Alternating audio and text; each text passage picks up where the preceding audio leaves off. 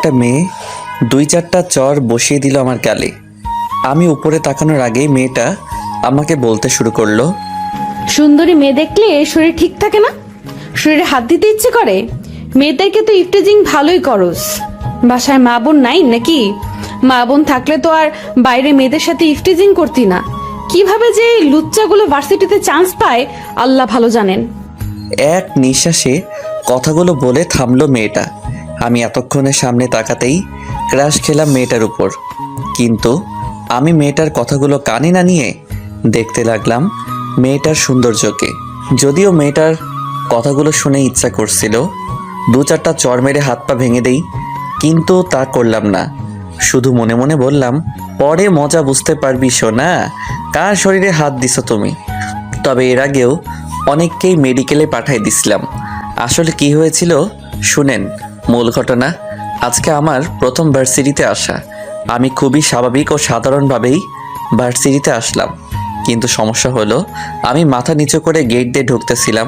এমন সময় একটা মেয়ে নিজ ইচ্ছায় এসে আমার সাথে ধাক্কা খেয়ে আমাকে উপরে যা পড়েছেন তাই। বারবার বলা যাবে না, কারণ আমার তো মান সম্মান আছে, তাই না? ভালো করে মেয়েটার পুরো শরীর একবার দেখে মাথার মেমোরিতে কপি করে রেখে দিলাম। তারপর আমি কোনো কথা না বলেই ওখান থেকে চলে আসলাম আর আমার ক্লাসরুম খুঁজতে লাগলাম। অবশেষে পেয়ে গেলাম আমার ক্লাসরুম। আমার নাম পলক, এবার অনার্স প্রথম বর্ষে পড়ুয়া এক ছাত্র। এখন এর চেয়ে বেশি কিছু বলার প্রয়োজন নেই। গল্প পড়তে থাকেন, এমনিতেই জানতে পারবেন। এর মাঝে রহস্য তো আছেই। আমি ক্লাসে বসে আছি, স্যার ক্লাসের সবার পরিচয় নিতেছেন আর আমি ফোন টিপতেছি পিছনের বেঞ্চে বসে। হঠাৎ সামনে চোখ যেতেই ওই মেয়েটাকে দেখলাম, আর দুজনের পরেই সে তার পরিচয় দিবে, তাই আমি আর ফোন না চেপে ওর দিকে তাকিয়ে থাকলাম। অবশেষে সে পরিচয় দিল, তার নাম শারমিন। বাসা ভার্সিটির পাশেই বলতে হয়। বাবা বিদেশ থাকে আর মা বাসায় থাকেন। আর শারমিনের কোনো ভাই বোন নেই। একটু শুনেই আমি আবারও ফোন চাপতে শুরু করলাম। আমি ভালো ছাত্র নাকি খারাপ তা আমি বললাম না, আপনারা এমনিতেই জানবেন। নিজের প্রশংসা নিজে না করাই ভালো। তবে আমি সবচেয়ে পিছনের বেঞ্চে বসতে পছন্দ করি, কারণ আমি স্বাধীনতা পছন্দ করি সব সময়। কয়েকটা ক্লাস করার পরে বুঝতে পারলাম যে শারমিনকে সকল স্যার ম্যাডাম চিনে, আর ছাত্রী হিসেবেও বোঝা যাচ্ছে ভালো। তাই কিছু বলার বা কিছু করার আগে সাবধানতা অবলম্বন করতে হবে। আমি ক্লাস থেকে বাইরে তাকিয়ে দেখলাম রাজীব ভাই মাঠে দাঁড়িয়ে আছে। রাজীব ভাই আমার থেকে 1 ইয়ার সিনিয়র। আমি রাজীব ভাইয়ের কাছে যেতেই সে বলল, কি পলক, এখানে যে কবে আসছো ঢাকায়, আর আমাদেরকে বলনি কেন? আমি বললাম, এই তো কালকে আসছি, আজকে ভর্তি হলাম। কেমন আছেন? ভালোই। তবে তুমি আসবা এখানে আর আমাদের বললা না? এমন সময় শারমিনও ক্লাসরুম থেকে বের হয়। আমি শারমিনকে দেখিয়ে বললাম, ভাই ওই মেয়েটাকে চিনেন? আচ্ছা, তুমি ভাই ভাই করছো কেন? আমি চাই আমার সম্পর্কে কেউ যেন কিছু না জানে, আর আপনিও কাউকে বলবেন না আশা করি। আচ্ছা ঠিক আছে, বলবো না। এখন বলেন, ওই মেয়েকে চিনেন কি? হ্যাঁ চিনি, কিন্তু ওসব কিছু জানি না ওর সম্পর্কে। যদি তোমার লাগে তাহলে ওই মেয়ের 14 গোষ্ঠীর সম্পর্কে তোমাকে দিয়ে দিব। এত কিছু লাগবে না আমার, শুধু ওই মেয়ের সম্পর্কে জানালেই হবে। আচ্ছা ঠিক আছে, তোমাকে বিকালের মধ্যে দিতেছি। আচ্ছা ঠিক আছে, পরে কথা হবে। এই বলে আমি রাজীব ভাইয়ের কাছ থেকে চলে আসলাম। টিফিন টাইম শেষ করে আমার ক্লাসরুমে ঢুকতে যাব, এমন সময় কে যেন আমার পায়ে বাধা দেয়, আঘাত করে। ক্লাসে যারা ছিল সবাই ভাবছিল আমি হয়তো সামনের দিকে পড়ে যাব, কিন্তু আমি পড়ে না গিয়ে ফ্লোরে হাত দিয়ে বুক ডাউন দিলাম। এতে সবাই অবাকই হলো। কেউ ভাবতেই পারেনি যে আমার মতো আনস্মার্ট একটা ছেলে এভাবে বুক ডাউন দিবে। এতে অনেকে হাততালিও দিল। তবে বড় কথা হলো যে আমাকে বাধা দিছিল সে হলো শারমিন, আরও লজ্জা পেল এই কাজটা করে। আমি উঠে শারমিনের কাছে যেতেই আবারও বলা শুরু করলো, এই এই দাঁড়া দাঁড়া, তুই এই ফকিন্নির পোশাক পরে আমার কাছে আসবি না। একদিন যেতে না যেতে এই পেছনে ঘুরোঘুরি শুরু করে দিছে। তোর লজ্জা করে না মেয়ের হাতে মার খেতে? ও তোর লজ্জা করবে কেন? রাস্তার ছেলেদের লজ্জা আছে নাকি আবার? শারমিন এগুলো বলতেছে আর আমি দাঁড়িয়ে হাসতেছি, এই ভেবে যে আমার পরিচয় পেলেও দাঁড়িয়ে থাকতে পারবে না। আর কথা বলা তো দূরের কথা, আর কে কার পিছনে ঘোরাঘুরি করে তা দেখা যাবে। আমার হাসি দেখেও বলল, ওই হাসবি না একদম, আর একবার হাসলে তোর হাত পা ভেঙে দিয়ে মেডিকেলে পাঠিয়ে দেব। এমন সময় স্যার ক্লাসে আসলো। তাই আমিও কিছু না বলে আমার জায়গায় গেলাম। আর বাকি স্টুডেন্টগুলো যেন বিনামূল্যে সিনেমা দেখলো। আরও ভালো একটা সিনেমা দেখতে পারতো যদি স্যার ক্লাসে না আসতো। এভাবে কেটে গেল ভার্সিটির প্রথম দিন। পরের দিন সকালে ভার্সিটি আসার কারণে মাঠে একটাই বসে আছি। হঠাৎ লক্ষ্য করলাম 8-10টা মেয়ে আমাকে চারদিক দিয়ে ঘিরে ধরেছে, আর সবার মাঝে আমি বসে আর শারমিন দাঁড়িয়ে আছে। এমন সময় শারমিন আমাকে একটা লাথি দিতে ধরলো। তখন আমি তার আগেই উঠে শারমিনের মাথাটা ধরে গালে কিস করলাম। এতে সবাই অবাক হয়ে যায়। এরপর আমি আর কিছু না বলে 2টা মেয়েকে হাত দিয়ে সরিয়ে সোজা ক্লাসরুমে চলে আসলাম। কিন্তু ক্লাসরুমে এসে বেশিক্ষণ থাকতে পারলাম না, কারণ আমার 2 ঠোঁটে আটা ময়দা লেগেছিল। তাই ফ্রেশ হতে ওয়াশরুমে চলে গেলাম। আমি কিছু বুঝি না, সুন্দরী মেয়েগুলো কেন যে আটা ময়দা মাখে। আটা ময়দা না মাখলে মনে হয় মেয়ে জাতির কলঙ্ক হবে। আমি ফ্রেশ হয়ে এসে দেখি স্যার ক্লাসে চলে আসছে। এরপরে প্রথম ক্লাস করলাম। প্রথম ক্লাস শেষ হওয়ার সাথে সাথে পিয়ন আমাকে ডাক দিয়ে বলল আমাকে কলেজের প্রিন্সিপাল আমাকে যেতে বলেছে। আমি একটু অবাকই হলাম, কারণ আমি এমন কি করলাম যে আমাকে ডাকবে। আমি একটু ভাবলাম, তারপর মনে পড়ল যে সকালে তো শারমিনকে কিস করছি, সেজন্য ডাকছে নাকি। প্রথম ক্লাসে তোকে দেখলামও না। এরপর প্রিন্সিপাল স্যারের রুমে চলে গেলাম। গিয়ে দেখি শারমিন ওখানে দাঁড়িয়ে আছে, আর আমি স্যারকে সালাম দিতে গিয়ে দেখি রাশেদ স্যার। আমি স্যারকে সালাম দিলাম। স্যার সালাম নিয়ে আমাকে দেখার সাথে সাথে বলল, আরে পলক, তুমি এখানে যে? জি স্যার, আমি এখানে ভর্তি হয়েছি কালকে। স্যার আমাকে চিনে দেখে একটু অবাকই হলো। ও, ভালো করছো। স্যার। স্যার আমাকে ডাক দিয়েছেন নাকি? স্যার শারমিনকে বলল। কি তোমাকে? হ্যাঁ স্যার, এই সেই ছেলে যে সকালে আমাকে কিস করেছে। কি পলক, এ যা বলছে সত্যি কি? আমি বললাম, স্যার আপনার কি বিশ্বাস হয় আমি এমন কিছু করতে পারি? হ্যাঁ, তা তো আমি জানি তুমি এমন কিছু করতে পারো না, তোমার কোথাও ভুল হচ্ছে। শারমিনকে স্যার বলল। না স্যার, এই আমাকে আমার সাথে আমার বান্ধবীরাও ছিল, তাদেরকেও বলতে পারেন।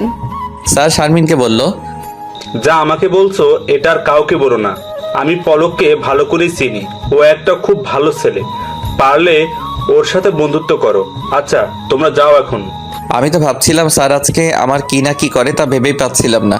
কিন্তু স্যার আমাকে যে এতই বিশ্বাস করে তা আগে জানতাম না। আসার সময় স্যারকে ধন্যবাদ দিয়ে আসলাম। এদিকে শারমিন মন খারাপ করে রেগে ক্লাসে আসলো, আর আমি রাজীব সহ কয়েকটা বড় ভাইদের সাথে কথা বলে ক্লাসে আসলাম। ক্লাসে এসে দেখি স্যার ক্লাসে চলে আসছে। স্যারকে আজকে প্রথম দেখলাম, তাই আমি সালাম দিয়ে বললাম, স্যার আসতে পারি? স্যার তখন সবার উদ্দেশ্যে বলল, ভালো ছাত্রের গুণ কি জানো তোমরা? গুণগুলো হলো সময় মতো সবকিছু করা, ক্লাস শুরু হওয়ার আগে ক্লাসে আসা, ফার্স্ট বেঞ্চে বসা, আরও অনেক কিছু বলল। এইদিকে দেখো, দেখেই তো মনেই হচ্ছে না যে এ ভার্সিটির ছাত্র। পোশাকের যা অবস্থা, চুলগুলো মনে হয় পাখির বাসা, মনে হচ্ছে কোথায় কামড়া দিতে এসেছে। স্যারের কথা শুনে খুব রাগ উঠলো আমার, কিন্তু নিজেকে শান্ত করে রাখলাম। এদিকে স্যারের কথাগুলো শুনে শারমিন ও ওর বান্ধবীরা বেশ মজা পেল আর হাসতেছে। এই ছেলে, এখন বাইরে আসো কেন? ক্লাসে আসো। স্যার আসতে বলার পরে আমি ক্লাসে ঢুকলাম আর শেষ বেঞ্চে বসলাম। স্যার এক পর্যায়ে বলল, তোমরা কে কে জিপিএ 4 পেয়েছো? ক্লাসের কয়েকজন বাদে সব স্টুডেন্ট দাঁড়ালো। এরপরে বলল, জিপিএ 5 পেয়েছো কে কে? এবার আমি বাদে সবাই দাঁড়ালো। তুমি দাঁড়ালে না কেন? তুমি নিশ্চয়ই 2 অথবা 3 পয়েন্ট পেয়েছো। আমি দাঁড়িয়ে বললাম, না স্যার। স্যার বলল, তাহলে এর চেয়েও কম? আমি এবারও বললাম, না স্যার। স্যার বলল, তাহলে কত পেয়েছো তুমি? আমি বললাম গোল্ডেন A+। আমার কথা শুনে স্যার সহ ক্লাসের সবাই স্তব্ধ হয়ে গেল। আমি বিশ্বাস করি না। এই কথা শুনে আমি আমার ব্যাগ থেকে রেজাল্ট শিট বের করে দেখালাম। তারপরে স্যার বিশ্বাস করলেও বলল, হয়তো তুমি নকল বা প্রশ্ন পেয়ে পরীক্ষা দিয়েছো। যাক না কিছুদিন, তারপর না হয় দেখা যাবে তুমি কেমন। জি স্যার বলে বসে পড়লাম, এবং সাথে সাথে ক্লাসের টাইমও শেষ হয়ে গেল। স্যার বেরিয়ে যাওয়ার সাথে সাথে শারমিন আমার কাছে এসে বলল, কে তুই?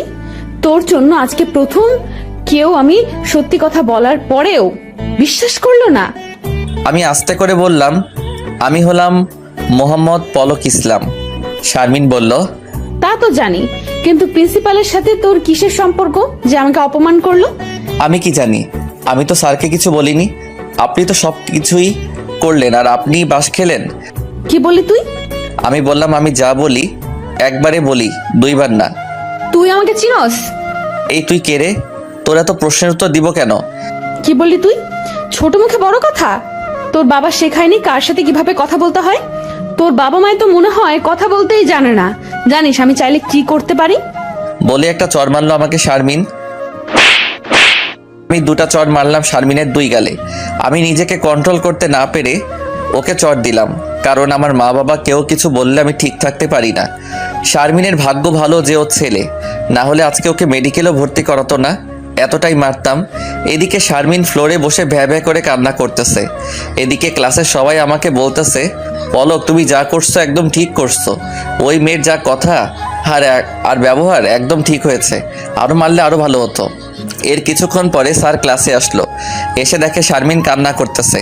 এমন সময় স্যার ক্লাসে চলে আসে আর বলল, কি হয়েছে এখানে? এত হই হুল্লোড় কেন? আমরা সবাই বললাম কিছু না স্যার, কিন্তু শারমিন স্যারকে সব কিছু বলল, আরও কিছু মিথ্যা বানিয়ে যোগ করলো। এতে স্যার রেগে আমাকে অনেক বকা দিল ও অনেক মারলো। তবুও আমি আর কিছু বললাম না, আর স্যারের ভয়ে অন্যরাও কেউ কিছু বলল না। আমাকে স্যার মারার সময় শারমিন দেখছিল আর হাসছিল, এতে করে আমার আরও রাগ ওঠে। কিন্তু স্যার থাকায় চুপ করে থাকলাম। এইভাবেই কেটে গেল বেশ কয়েকদিন। প্রায় প্রতিদিনই আমার সাথে শারমিনের লাগে। হয়তো কখনো শারমিনের নিজের ইচ্ছায়, আবার কখনো দুজনের দোষেই হয়ে যায় ঝগড়া মারামারি। এর কারণে প্রায় প্রতিদিন স্যারদের বকা খাই আমি, কোনো দিন মাইরও খাই আমি। এটা এখন আর আমি কিছু মনে করি না, সব সময় হাসি খুশিতেই থাকি। আমিও শারমিনকে দেখতে পারি না, আর শারমিনও আমাকে দেখতে পারে না। এর মধ্যে আমি শারমিনের সম্পর্কে সব কিছু পেয়ে যাই। বড়লোক বাবা মায়ের একমাত্র মেয়ে শারমিন। ওর বাবা বিদেশে থাকে, মা কিছু করে না। বাড়ি গাড়ি টাকা পয়সা সব কিছু আছে।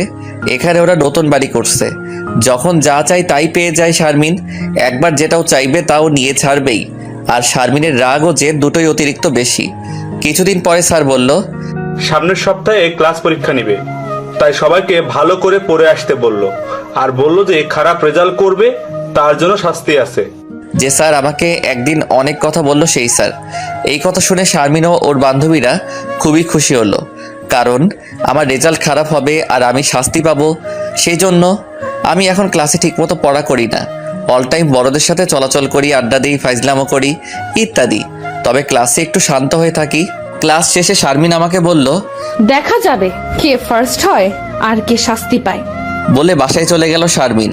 আমি কিছু না বলে সোজা বাসায় চলে আসলাম। এর মধ্যে সপ্তাহ শেষ হলো আর পরীক্ষা হলো। পরীক্ষায় পুরো ক্লাসে শারমিন ফার্স্ট। 50 নম্বরে পরীক্ষায় 47 পেয়েছে, আর আমি পেয়েছি 50-এ 27। স্যার আমাকে তিরস্কার করে বলল, আরে মিস্টার গোল্ডেন, এই হলো আপনার ক্যালমা। আরে ওই মেয়েটাকে দেখো, ও তো গোল্ডেন পেয়েছে আর নিজের জায়গা ধরে রেখেছে। তোমার মতো জালি গোল্ডেন না, লেখাপড়া তো পারোই না, আবার ভাব দেখাও। আরও অনেক কিছু বলে স্যার চলে গেলেন। সবাই আমার দিকে তাকিয়ে আছে। মেয়েগুলো বলা বলি করছে, ঠিক মতো আছে, ভালো হয়েছে। বেশি ভাব দেখায়, মনে হয় কি না কি একটা। কথাগুলো শুনে শারমিনের কেন যেন খুব কষ্ট লাগলো। তারপরও আমার দিকে ও তাকালো। এই প্রথম আমার মন খারাপ দেখলো। মুখ গোমরা করে সারা ক্লাস বসেছিলাম। টিফিনের ঘন্টা দেওয়ার পর সবাই বের হয়ে যাচ্ছিল। আমি হঠাৎ টেবিলের উপর খুব জোরে একটা ঘুষি দিয়ে তারপর ব্যাগ নিয়ে চলে গেলাম। এটা শারমিনের চোখে পড়েছিল। শারমিন ভাবছিল আমার সাথে কথা বলবে, কিন্তু এর আগে আমি বেরিয়ে গেলাম। সোজা হোস্টেলে চলে আসলাম। কয়েকদিন আগে হোস্টেলে উঠেছি ক্লাস করার ও পড়ার সুবিধার জন্য। টিফিনের পরে শারমিন আমাকে অনেকক্ষণ ধরে খুঁজলো, বাট পেল না। হঠাৎ আমার রুমমেট পলাশকে দেখে ডাক দিল। এই পলাশ শোনো। হ্যাঁ বলো। আচ্ছা তোমার বন্ধু কই? কোন বন্ধু? আরে পলক। ও ও বললো মাথা ব্যথা করছে, স্যারকে বলে হোটেলে চলে গেল। কেন বলো তো? ও আচ্ছা, ও সম্পর্কে কিছু জানো? ও এমন কেন? কারোর সাথে কথা বলে না, ক্লাসে তো অনেক মনোযোগী থাকে, তাহলে পরীক্ষায় খারাপ করলো কেন? আরে ও যে পাশ করেছে এটাই বেশি। তুমি তো জানো ওকে আমি আজ পর্যন্ত পড়তে দেখিনি। না পড়তে দেখিনি বললে ভুল হবে, ও পড়ে, কিন্তু কি পড়ে জানো? কোনো দিন গল্প, উপন্যাস, কখনো সাধারণ জ্ঞান, কখনো পত্রিকা বা কারেন্ট অ্যাফেয়ার্স। নিজের বই হাত দিয়ে ধরেই না। আমি বুঝি না এ কি মানুষ। তুমি বলো ভালো করবে কিভাবে? তা হঠাৎ ওর কথা জিজ্ঞেস করছো? প্রেমে টেমে পড়লা নাকি ওকে অত্যাচার করে? আরে ধুর, এমনি জিজ্ঞেস করলাম। আর তুমি যে কি বলো, কত ছেলে আমার পেছনে ঘুরে আর আমি কি না এই সাইকোর প্রেমে পড়বো? বাদ দাও তো। আচ্ছা ভাই, পরে কথা হবে। এর মধ্যে দ্বিতীয় পরীক্ষা শুরু হলো। স্যার পরীক্ষার খাতা দেখার সময় পাইনি, তাই ক্লাসে এসে খাতাগুলো এক্সচেঞ্জ করে দিল। ছেলেদেরগুলো মেয়েদের কাছে আর মেয়েদেরগুলো ছেলেদের কাছে। ভাগ্যক্রমে আমার খাতা গিয়ে পড়লো শারমিনের হাতে। শারমিনের পাশের দুই বান্ধবী বলে উঠল, ওই দেখ সাইকোর খাতা তোর কাছে, দেখি দেখি কি পাইছে আমাদের সাইকো গোল্ডেন বয়। এর আগে তো ডাইনা পাস করছে, এবার তো আমাদের কাছে খাতা, দেখিস এবার ফেল মারবো। শারমিন বলল, চুপ থাক, দাঁড়া লেখাগুলো দেখি। দেখে তাদের তিনজনের এক্সপ্রেশন ছিল এইরকম। লেখাগুলো ওয়াও, কি সুন্দর লেখা, একদম কম্পিউটার টাইপ মনে হয়। এমন সময় স্যার উত্তর বলা শুরু করলেন। সবাইকে উত্তর মিলাতে বললেন আর নাম্বার বসিয়ে দিতে বললেন। খাতা কাটা শেষ হলে নাম্বার গুনে শারমিনের চোখ কপালে, পলক 50 আউট অফ 50। খাতাটা আবারও ভালোভাবে দেখলো নাম্বার কম দেওয়ার জন্য, কিন্তু কোনো ভুল খুঁজে পেল না। এরপর মন খারাপ করে স্যারের কাছে খাতা জমা দিয়ে আসলো। এবার স্যার যার যার খাতা তাকে দিতে লাগলো। শারমিন 48 পেয়েছে। স্যার ওকে কনগ্রেটস দিলেন। হঠাৎ আমার খাতা দেখে স্যারের চোখ চড়ক গাছ। স্যার ধমকে সরে বলল, এই খাতা কে দেখেছে? শারমিন আস্তে উঠে দাঁড়ালো। স্যার বলল, কি খাতা দেখেছো তুমি? এই গাধা 50 পায় কিভাবে? স্যারের কথা শুনে শারমিন বলল, ভালোভাবে এই খাতা দেখেছি স্যার, একবার আপনি দেখুন। স্যার শারমিনকে বসিয়ে দিয়ে আমার খাতাটা দেখতে লাগলো। একবার দেখার পর চশমার ফাঁক দিয়ে একবার আমার দিকে তাকালো। খাতা ভালোভাবে দেখে স্যার আমাকে ডাক দিয়ে সামনে এনে বলল, এবারে টিউটোরিয়ালে ফার্স্ট হয়েছে পলক। সবাই তাকিয়ে আছে হা করে, মনে হয় এটা অসম্ভব কিছু। আর শারমিনের শরীরে যেন আগুন জ্বলছে এটা শোনার পরে।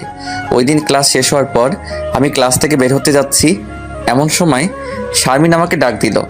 আমি ওর ডাকে সাড়া না দিয়ে সোজা হোস্টেলে চলে আসলাম, কারণ আমি জানি যে শারমিন আমাকে কি বলবে, যা প্রায় আমার সাথে ঘটে।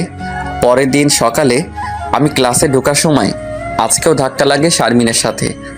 আমাকে দেখেই রেগে যায় শারমিন আর জোরে জোরে বলতে শুরু করে, এই ছেলে মেয়ে দেখলে এই ধাক্কা দিতে ইচ্ছে করে না? ভেজা বেড়ালের মতো থাকে, মনে হয় কিছুই জানে না। খ্যাত কোথাকার ইডিয়েট একটা। এগুলো বলতে বলতে পুরো ক্লাস এক করে ফেলে। এমন সময় শারমিনের ফ্রেন্ড রাফি এসে আমার কলার ধরে মারতে নেয়। এমন সময় শারমিন রাফিকে বলে, আরে ছাড় ছাড়, এইসব খ্যাত ছেলেদের সাথে ঝগড়া করে নিজের প্রেস্টিজ কেন নষ্ট করো? এগুলো বলে শারমিন ক্লাস থেকে বের হয়ে যায়। আর রাফি আমাকে বলে, তুই চিনিস আমি কে?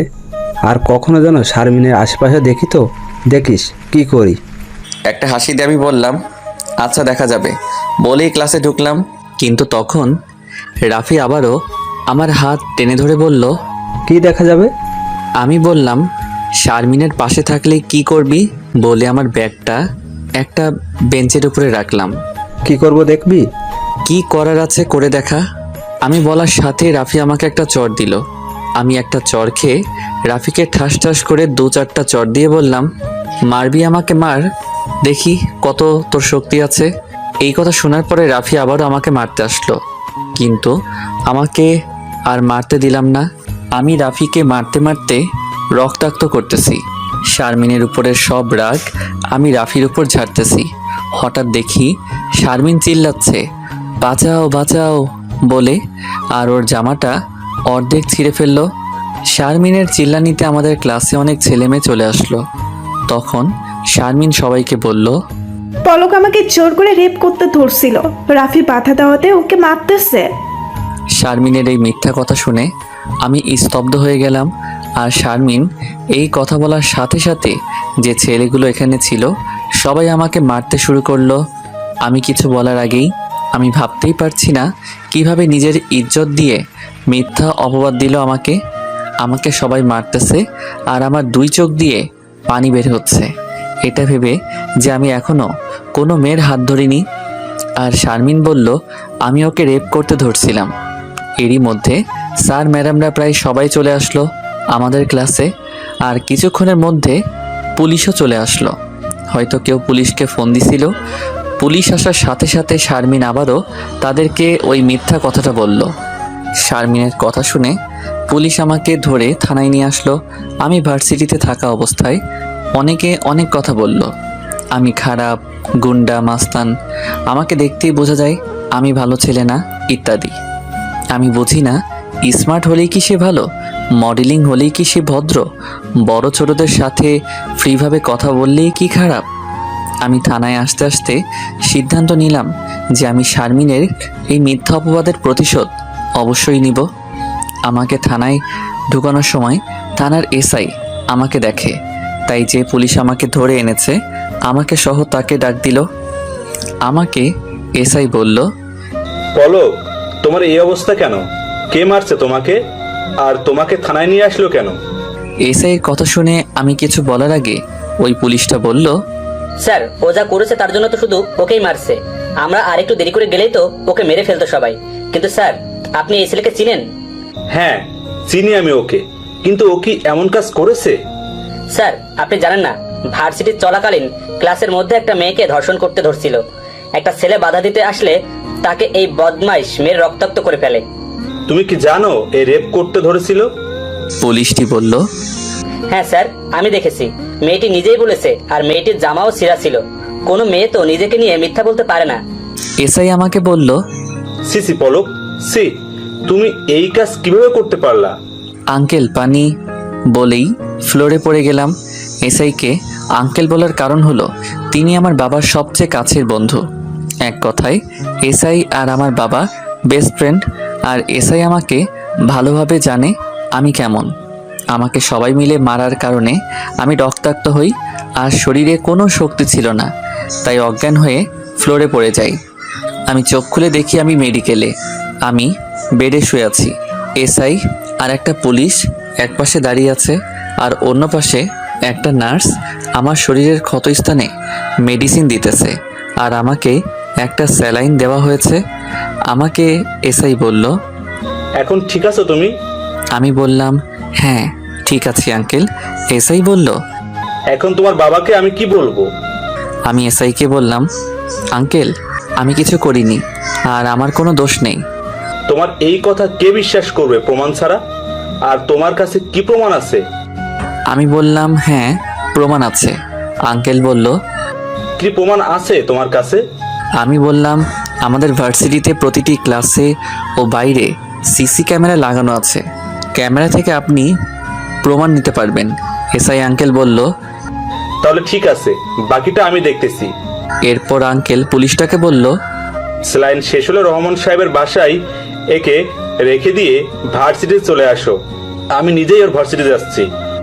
পুলিশটি বলল, ওনার বাসায় কেন স্যার? ওনার ছেলেকে চিনো তুমি? না তো, চিনি না স্যার। এ হলো রহমান সাহেবের ছেলে। আমার পাশে একবার তাকিয়ে বলল, কি বলেন স্যার?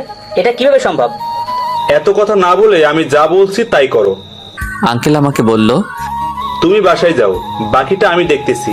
আর তোমার বাবাকে উত্তেজিত হতে বাধা দিও। আর তুমি টেনশন করো না, আমি তো আছি। কয়দিন রেস্ট নাও, ভার্সিটি যেতে হবে না। এগুলো বলেই আঙ্কেল মেডিকেল থেকে সোজা আমার ভার্সিটিতে চলে যায়। এসআই আঙ্কেলের কথা মতো স্যালাইন শেষ হতেই আমাকে পুলিশের গাড়িতে করে আমাদের বাসায় নিয়ে যাচ্ছে পুলিশটি। থানা থেকে আমাদের বাসায় যেতে 1 ঘন্টার একটু বেশি সময় লাগে, আর আমাদের বাসা হলো গ্রামে। পুলিশটি আমাকে জিজ্ঞেস করলো কি হয়েছিল। আমি পুলিশটিকে সব কিছু বললাম, আর তিনিও অবাক হয়ে যায় আমার সাথে যা ঘটেছে তা শুনে। আমি বাসায় যাচ্ছি, ভাবতেছি নিজেকে চেঞ্জ করব, থাকবো না আর আগের মতো গ্রাম্য ছেলে, মিশে যাব রঙ্গময় এই পৃথিবীর সাথে আলাদা একটা রং হয়ে। দেখবো এবার কে করে আমাকে অবহেলা। মনে মনে বলতেছি, তোদের কপালে কি আছে তা আমি নিজেও না জানি না। আগে সুস্থ হয়ে নেই, তারপরে বুঝবে এই পলকের সাথে খারাপ ব্যবহার করার পরিণতি কি হতে পারে। অবশেষে আমরা বাসায় চলে আসলাম। আমাকে নামাই দিয়ে পুলিশটি চলে গেল। বাসায় শুধু মা ছিল। আমাকে দেখে মা কান্না করার অবস্থা। বাবা আজ সকালে আমেরিকা চলে গেছে। কি হয়েছে বাবা তোর? এই অবস্থা কেন? তেমন কিছু হয়নি মা, আমি ঠিক আছি। কি হয়েছে বল? কার এত সাহস যে আমার ছেলেকে মারছে? আরে মা, আমার কিছু হয়নি তো, এত উত্তেজিত হয়েও না। উত্তেজিত হব না মানে? আমার একমাত্র সন্তান তুই, কার এত বড় ক্ষমতা তোকে মারছে? সে কি তোকে চেনে?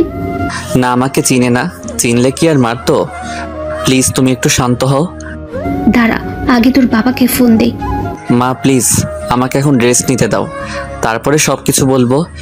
আচ্ছা ঠিক আছে, তুই রেস্ট নে, আমি তোর জন্য খাবার নিয়ে আসছি। আমি এত বললাম হোস্টেলে ওঠার প্রয়োজন নেই, শত শত গাড়ি আছে, নিজের গাড়িতে করে যাওয়া আসা করতে।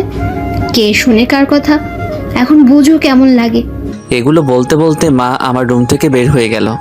মা আমার জন্য নাস্তা নিয়ে এসে বলল, ওঠ বাবা, খেয়ে নে। খেতে ইচ্ছে করবে কিভাবে? মানুষকে খাওয়ানো হয়েছে তোর অভ্যাস। এত ভুলি একটু শরীরের প্রতি যত্ন নে, একটু স্মার্ট হ। এটা এখন 2020 সাল। এখনকার দিনমজুরের ছেলেদের দেখলেও মনে হবে বড় লোকের ছেলে, আর আমাকে একটা ছেলে দিয়েছে আল্লাহ। মা তুমি ঠিক বলছিলে। তোমার কথা শুনলে আজ আমার এই অবস্থা হতো না। এখন থেকে তোমার ছেলে চেঞ্জ হবে পুরোপুরি, ঠিক তুমি যেমনটা চাও। সত্যি বাবা, পাল্টাবি? আমিও মাকে জড়িয়ে ধরে মার কপালে চুমু দিয়ে বললাম, মা তোমার ছেলে পাল্টিবে। আই লাভ ইউ মা, কিন্তু প্লিজ বাবাকে আমার এই অবস্থার কথা বলো না মা। আচ্ছা ঠিক আছে, বলবো না। থ্যাংক ইউ মা, তুমি পৃথিবীর শ্রেষ্ঠ মা। আমি 5 দিনের মধ্যে সম্পূর্ণ সুস্থ হয়ে যাই, কিন্তু ভার্সিটিতে যাইনি এখনও। আজকে 10 দিন পরে ভার্সিটিতে আসলাম আমি। আমার পায়ে সাদা শু, কালো কালারের জিন্স প্যান্ট, পায়ে ব্লু কালারের টি শার্ট, মাথার চুল স্টাইল করা, চোখে কালো সানগ্লাস পরে আমি প্রাইভেট কার থেকে বের হলাম। সকল ছেলে মেয়ে আমার দিকে তাকিয়ে আছে, কে এই হ্যান্ডসাম। আমি গাড়ি থেকে বের হয়ে সোজা আমাদের ক্লাসে চলে গেলাম। আমি যখন ক্লাসে যাচ্ছি তখন সবাই আমার দিকে অবাক চোখে তাকিয়ে আছে। প্রথম দেখাতে কেউ চিনতে পারিনি আমি যে পলক। একটু ভালো করে দেখে সবাই চিনতে পারে যে আমি পলক। আমি ক্লাসে ঢোকার সময় আমার পিছন থেকে একটা মেয়ে আমাকে ডাক দিল। আমি ভাবলাম হয়তো আমার এই দামি পোশাক দেখে ক্রাশ খেয়ে আমাকে ডাক দিছে, তাই পিছনে ফিরে তাকালাম না। আবারও ডাক দিল। এবার পিছনে ফিরে দেখি শারমিন ডাক দিছে আমাকে। শারমিনকে দেখে আমার মাথা গরম হলো। নিজেকে ঠান্ডা করে ক্লাসে ঢুকলাম। ক্লাসে ঢোকার সাথে সাথে যারা ক্লাসের ভিতরে ছিল সবাই দাঁড়ায় যায়। তারা ভাবছিল কোনো স্যার হয়তো ক্লাসে আসছে, কিন্তু ভালোভাবে দেখার পরে তারা বুঝতে পারলো আমি পলক, কোনো স্যার না। আমাকে চিনে আরও বেশি করে আশ্চর্য হয় সবাই আমার এই পরিবর্তন দেখে। কলেজে সবাই আমাকে জানতো আমি কোনো গরিব ঘরের সন্তান, মাস্তান টাইপের বখাটে একটা ছেলে। যারা আমাকে আজকে দেখলো তাদের এ ধারণা ভুল প্রমাণিত হলো, কারণ আমি হলাম বাংলাদেশের শ্রেষ্ঠ 10 জন ধনী ব্যক্তির একজনের সন্তান। আর আমি আমার বাবা মায়ের একমাত্র ছেলে। এমন কোনো জিনিস নেই যে তা আমাদের নেই। আমরা যে এত বড় লোক তাই বলে আমি কখনোই বড় লোকই করিনি বা দেখাইনি। সব সময় আমি সাধারণভাবে চলছি, কিন্তু আজকে আমাকে অহংকারী করতে বাধ্য করেছে শারমিন।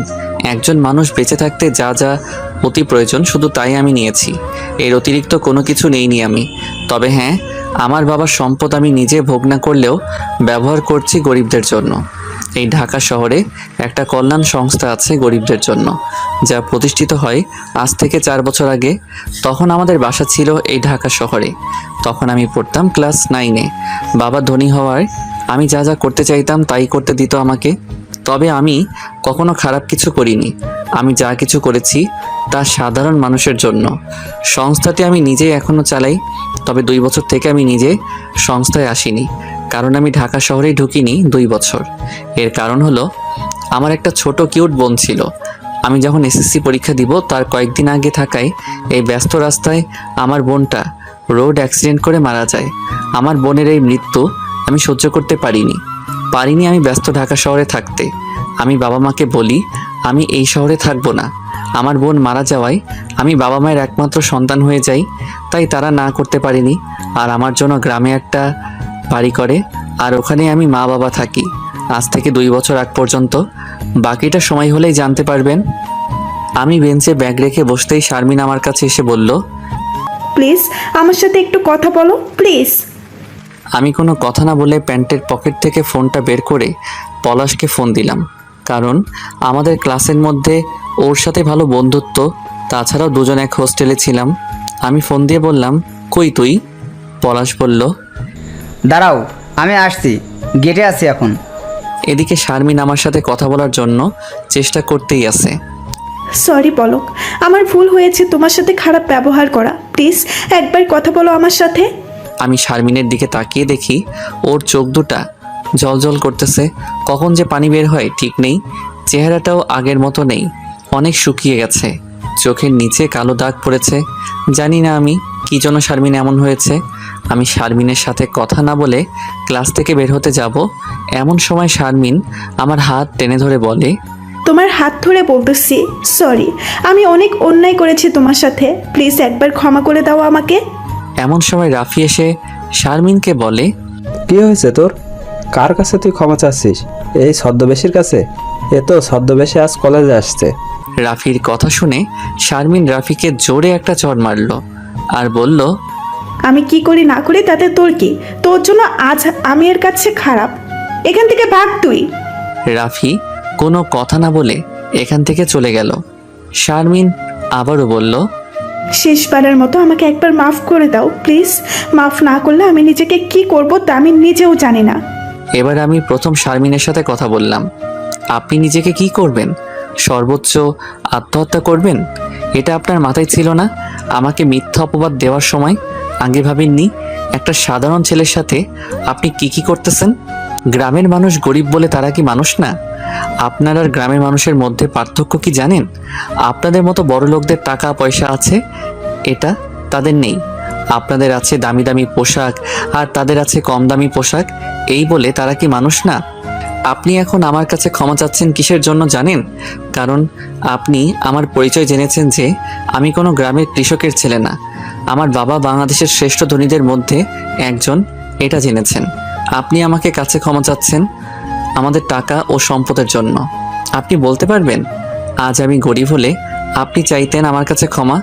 আমি একবার এতগুলো কথা শারমিনকে বললাম, এর কারণ আপনারা তো জানেনই শারমিন আমার উপর প্রথম দিন থেকে কি করছে আর কি না করছে। আসলে এটা সত্যি যে আজ আমি বড়লোক বাবার ছেলে না হলে ওই মিথ্যা অপবাদ নিয়ে জেলেই সারা জীবন পার করতে হতো আমাকে। জানতো না কেউ আসল কাহিনী কি। এদিকে শারমিন আমার কথা শুনে ক্লাসের মধ্যেই কান্না করে দিছে, আর কোনো কথা বলতেছে না। আবারও আমি চিল্লিয়ে বললাম, আজ আমি গরিব হলে আপনি চাইতেন আমার কাছে ক্ষমা? ক্লাসের সবাই নীরব হয়ে আমার আর শারমিনের দিকে তাকিয়ে আছে। ওই দিন যারা ক্লাসে ছিল তারাই শুধু জানে সত্যিটা, আর যারা ছিল না বা পরে আসছিল আমাকে মারার সময় তারা তো জানে আমি শারমিনকে রেপ করতে ধরছিলাম। সবাই সত্যিটা না জানার কারণ হলো শারমিনের বড়লোক বাবা টাকা দিয়ে সব কিছু গোপন করে রেখেছে যাতে করে তার মেয়ের যেন কোনো বদনাম না হয়। কিন্তু ওর বাবা তো আর আমাকে আমার কিনে নিতে পারবে না আমার সম্মানকে কিনে নিতে। শারমিন কিছুক্ষণ কান্না করে কোনো কথা না বলে ওর ব্যাগ নিয়ে ক্লাসরুম থেকে বের হয়ে গেল। হয়তো বাসায় যাচ্ছে কান্না করতে করতে। এরপর স্যার ক্লাসে আসলো। স্যার কিছু বলল না আমাকে, কারণ স্যারেরা তো সব কিছুই জানে। আমি 2টা ক্লাস করে বাসায় চলে আসলাম, কারণ অনেক দিন পরে ভার্সিটি আসছি, তাই ভালো লাগছিল না। আমি বাসায় এসে ফ্রেশ হয়ে শুয়ে আছি আর ভাবছি যার উপর প্রথম ক্রাশ খেলাম সে আমার জীবনটাকে শেষ করতে ধরছিল, আর আমি আজ প্রথম তার সাথে কথা বললাম তাকে অপমান করে। কিন্তু আমি তো অন্যায় কিছু বলিনি, যা সত্যি তাই তো বলেছি। এগুলো ভাবতে ভাবতে ঘুমিয়ে গেলাম। এদিকে আমার বাবা আমেরিকা থেকে এসে সব কিছু শোনে আর অনেক রাগ হয়। তারপরে আমার বাবা, পুলিশের এসআই আর শারমিনের বাবা, এই 3জন মিলে কথা বলে সব কিছু ঠিক করে নেয় আমাকে না জানিয়ে। আর শারমিনের বাবা ওই দিনেই আমাদের ভার্সিটি গিয়ে সব কিছু মিটমাট করে নেয়। বিকালের দিকে আমি আর মা বসে টিভিতে ক্রিকেট খেলা দেখতেছি আর গল্প করতেছি। বাবা বাজারে গেছে, না হলে আমরা 3জন মিলে গল্প করতাম। মা বাবা দুজনেই আমার বন্ধুর মতো, বলতে গেলে বেস্ট ফ্রেন্ড। এমন সময় কে যেন আমাদের বাসায় আসে। মা গিয়ে তার সাথে কথা বলতেছে। মানুষটার কণ্ঠ শুনে মনে হলো একজন পুরুষ মানুষ। ওই লোকটা বলল, এটা রহমান সাহেবের বাসা না? কেন? লোকটি বলল, ভেতরে আসতে পারি? মা বলল, হ্যাঁ অবশ্যই। আমি দরজার দিকে তাকাতেই দেখি ওই মানুষটির সাথে শারমিনও আসছে। আমি মানুষটিকে চিনলাম না, কিন্তু শারমিনকে দেখে আমার মাথা গরম হয়ে গেল, কারণ আমি ওকে এখন 2 চোখে দেখতে পারি না। এর কারণ হয়তো আর বলতে হবে না আপনাদের। শারমিন ও লোকটি ভিতরে ঢুকলে মা তাদেরকে বসতে বলল, আর আমি লোকটিকে সালাম দিলাম। এরপর তারা বসলো, আর শারমিন আমার দিকে তাকিয়ে আছে অপরাধীর দৃষ্টিতে।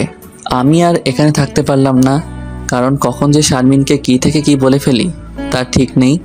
এদিকে যেতে ইচ্ছে করছিল না, খেলা না দেখে যেতে। এক প্রকার বাধ্য হয়ে আমি আমাদের বাসার ছাদে চলে আসলাম। ছাদে এসে চারপাশে তাকিয়ে সবুজ পরিবেশ দেখতেছি। একদিকে তাকাতেই দেখি বাচ্চারা খেলতেছে, আমিও আনমনে তাদের খেলা দেখেই যাচ্ছি। এভাবে কেটে গেল আধা ঘন্টার মতো। এতক্ষণে হয়তো শারমিনেরা চলে গেছে, তাই নিচে নামতেই দেখি মা আসতেছে। মা, তুমি এখন ছাদে আসছো কি জন্য? মা বলল, তোকে ডাকতে, তোর সাথে কথা বলবে, তাড়াতাড়ি চলে আয়। নিচে বলেই মা নিচে নামতে ধরলো। আমি মার পিছু পিছু এসে বললাম, কে আমার সাথে কথা বলবে? মা বলল, ওই লোকটা আর তার মেয়ে। আমি বললাম, তারা এখনো চলে যায়নি? মা বলল, না, তোর বাবার অপেক্ষায় ছিল। এই কথা শুনে আমি মনে মনে বলতেছি, কি এমন কথা বলবে আমার সাথে? কি কথা বলবে শারমিন আমার সাথে? আর এতক্ষণ কি করছিল তারা? মা বাবার সামনে তো আমি কিছু বলতে পারবো না শারমিনকে। মা বাবার সামনে কারোর সাথে প্রয়োজন ছাড়া কথা বলি না, আর রাগ হওয়া তো দূরের কথা। এগুলো হাবিজাবি চিন্তা করতে করতে রুমে আসলাম। রুমে চলে এসে দেখি শারমিনও ওই লোকটা নাস্তা করতেছে। শারমিন বাবার সাথে হেসে হেসে কথা বলতেছে। শারমিনকে তো এখন এমনিতেই দেখতে পারি না, আর এখন ওর এই হেসে কথা বলা দেখে আমার শরীরটা জ্বলতেছে। আমি আসা মাত্র বাবা বলল, এই আমার ছেলে আসছে। তা বাবা, তোমার ক্লাস ফ্রেন্ড আসছে, আর তুমি কথা না বলেই বের হয়ে গেছো নাকি? বাবার কথা শুনে আমার রাগ হচ্ছে, আবার খারাপও লাগছে। রাগ হওয়ার কারণ কি কথা বলবো আমি শারমিনের সাথে, যে ভার্সিটির প্রথম দিন থেকে আমার সাথে শত্রুতা করলো। আর খারাপ লাগার কারণ হলো, যতই সে আমার কাছে অপরাধ করুক, সে তো আমার বাসায় আসছে। কি কারণে আসছে তা তো আমি জেনে নিতে পারতাম। আমি বাবাকে বললাম, জরুরি ফোন আসছিল তো তাই চলে গেছিলাম, আর মনে ছিল না যে আমার বন্ধু আসছে। এটা বলে শারমিনের দিকে তাকালাম। শত্রু কথাটা শুনে শারমিনের হাসি উজ্জ্বল মুখটা অন্ধকার হয়ে গেল। হয়তো শারমিন বুঝতে পারছে আমি ওকে শত্রুই ভাবি, তাই। তখন বাবা বলল, আচ্ছা ঠিক আছে, উনি কে জানো? আমি বললাম, না চিনি না। তখন বাবা বলল, তোমরা কেমন বন্ধু যে তোমার বন্ধুর বাবাকে চিনো না? আমি বললাম, এখনো দেখা হয়নি তো তাই। এখানে বুঝতে পারলাম যে লোকটি শারমিনের বাবা। লোকটি ভালোই আছে দেখে বোঝা যাচ্ছে, কিন্তু তার মেয়ে তার মতো হয়নি। এমন সময় বাবা আমাকে বলল, তুমি নাকি এই মেয়ের উপর রাগ করে আসো? কেউ কি কোনো মেয়ের সাথে রাগ করে কথা না বলে? আমি আগে আমার বান্ধবীদের সাথে কত কি করতাম, তা তো তোমরা বিশ্বাসই করবে না। আমার বাবা ফ্রেন্ডলি ও রসিক খুবই। শারমিনের বাবা বলল, আগের দিন আর এখনকার দিন অনেক পাল্টিয়েছে, তাই সবাই পাল্টে গেছে, এটাই স্বাভাবিক। আমার বাবা বলল, তা অবশ্য ঠিক বলেছেন আপনি। শারমিন মাথা নিচু করে বসে আছে। আমার এতক্ষণে বোঝা শেষ যে আমার জন্য শারমিন ওর বাবাকে নিয়ে এসেছে, আমি যাতে করে ওর সাথে কথা বলি। এর আগে ভাবছিলাম শারমিনের সাথে কথা তো দূরের কথা, ওর আশেপাশেও যাব না, কিন্তু তার হলো কই, ওর বাবাকে নিয়ে আসছে আমার বাবার কাছে। আর আমার যা বাবা, আর আমিও বাবার কথা ফেরাতে পারবো না। বাবা আমাকে আর শারমিনকে বলল, শোনো, তোমরা যতই ঝগড়াঝাটি মারামারি হোক না কেন, বন্ধু তো বন্ধুই। হয়তো সর্বোচ্চ 5 মিনিট কথা বলবে না, তারপরে দুজনেই কথা বলবা নিজ ইচ্ছায়, এটাই হলো বন্ধুত্ব। বাবা আসলেই ঠিক বলছে, যতই মারামারি ঝগড়াঝাটি হোক না কেন, বন্ধু তো বন্ধুই। কিন্তু আমি আর শারমিন তো কখনোই বন্ধু ছিলাম না, আর ওর সাথে তো কখনো কথাও বলা হয়নি। শুধু আজ সকালে ওকে ঝাড়ি দিছিলাম। বাবা আবারও আমাদের দুজনকে বলল, যা হবার হয়ে গেছে, এটা নিয়ে পড়ে থাকলে হবে না। আর কয় মাস পরে 2023 সাল, ডিজিটাল বাংলাদেশে কেউ কারোর সাথে কথা বলে থাকবে না, এটা মানায় না। তাছাড়া আমাদের ধর্মে 3 দিনের উপর কারোর সাথে কথা না বলে থাকা নিষেধ। পলক, বাবা তুমি তো বোঝোই, শারমিন তোমার সাথে খুবই খারাপ আচরণ করেছে, তা আমরা সবাই জানি এখন। এজন্য ও এখন ওর ভুলটা বুঝে তোমার কাছে সরি বলে মাপ চাচ্ছে। একটা মেয়ে হয়ে ও তোমার কাছে সরি বলে, তোমার সাথে কথা না বলে থাকতে পারে না, কিন্তু ও তা করেনি। ও ওর ভুল বুঝতে পেরে তোমার কাছে আসছে, এমনকি আমাদের বাসা পর্যন্ত আসছে। ওকে ফিরাই দিও না, আমি বলতেছি। আসলে বাবা যা বলছে ঠিক বলছে, ভুল তো মানুষেরই হয়, তাই না?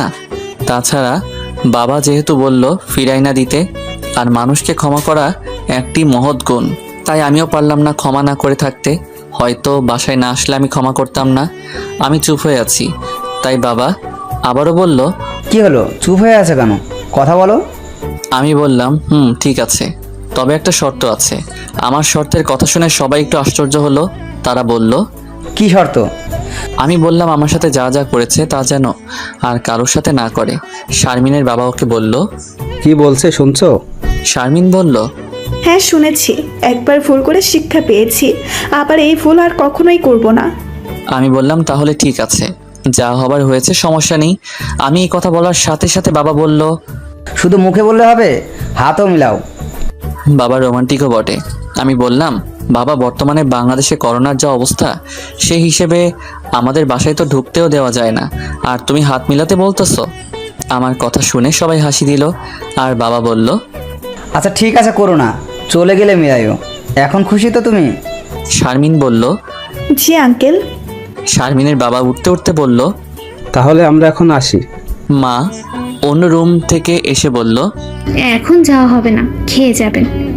না ভাবি, দেরি করা যাবে না, এখনই যেতে হবে। আমি তো আগেই বলেছি আমি আসতাম না, আমার জরুরি কাজ আছে। শুধু আসলাম, শারমিন কিছু খাচ্ছে না আর কান্না করতেছে, সেজন্য। এরপর শারমিন ও তার বাবা চলে গেল। বাবা আমাকে বলল, আমি চাইলে ওদের অনেক কিছুই করতে পারতাম, কিন্তু কি হতো এত ঝামেলা করে? শুধু একটা মেয়ের ইজ্জত যেত, আর একটা পরিবারের মান সম্মান সব চলে যেত। বসবাস করতে পারতো না তারা এই সমাজে। বাবা, তা ঠিক বলছো। আই লাভ ইউ বাবা। আমি তোমার মতো একজন বাবা পেয়ে ধন্য। বাবাকে জড়িয়ে ধরে বললাম। বাবা আমাকে বলল, আমি সার্থক তুমি আমার সন্তান বলে। আমি চাই তোমার মতো যেন সকল সন্তান হয়। এমন সময় মা বলল, তোমরা বাবা ছেলে দুজনই শ্রেষ্ঠ, আর আমি কি? ছেলে বলল তুমি পৃথিবীর শ্রেষ্ঠ মা, আর ছেলের বাবা বলল তুমি হলে আমার জীবন সঙ্গিনী। তারপরের দিন আমি ভার্সিটি গেলাম। আগের মতো হয়েও না, আবার বেশি স্মার্ট হয়েও না, তবে আজকে বাইকে করে ভার্সিটি আসলাম। আমি আজকে ভার্সিটিতে ঢোকা মাত্র অনেক মেয়ে আমার কাছে নিজেই এসে কথা বলতে যাচ্ছে। আমি সবাইকে হাই হ্যালো বলে আমার ক্লাসে চলে গেলাম। আমি ক্লাসে গিয়ে বেঞ্চে বসার একটু পরে শারমিন এসে বলল, কেমন আছো? আমি বললাম, আলহামদুলিল্লাহ ভালো। বলবা না আমি কেমন আছি? আমার জানার প্রয়োজন নেই, তাই বলিনি। ও আচ্ছা, তা চলো মাঠে গিয়ে বসি।